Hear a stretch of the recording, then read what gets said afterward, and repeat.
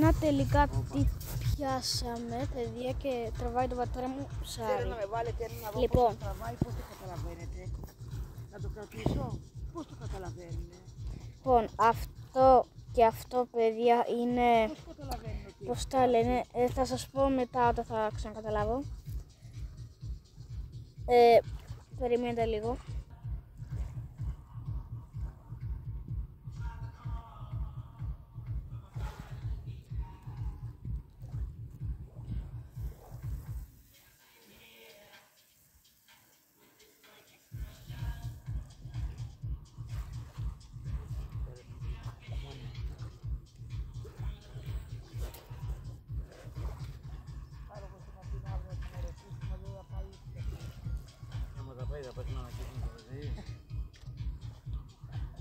Εκεί το πάω.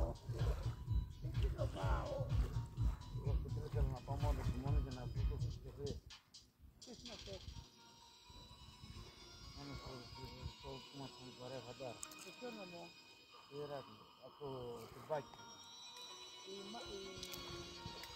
Είναι από τις Μύρες και είναι κοντά στην Αγία Βαρβάρα. Δεν έχω πάει στις Μύρες, δεν θυμάμαι, αλλά είναι κοντά στις Μύρες. Η γυναίκα του.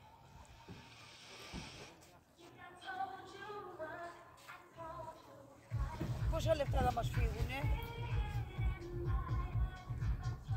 Ανησυχία η μάνα σε.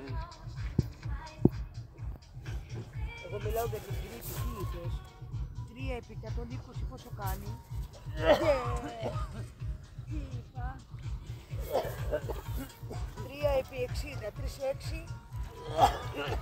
Παιδιά, και όσους δεν ξέρετε, Παναγία, είμαστε στα Καμένα Βούρλα.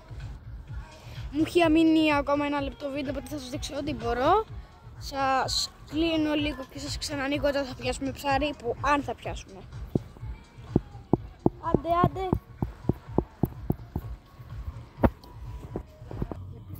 Παιδιά, τελικά μαζεύουμε, δεν έχουμε πιάσει τίποτα. Πέρα έχουμε πιάσει 4 ψαράκια, καλά είναι.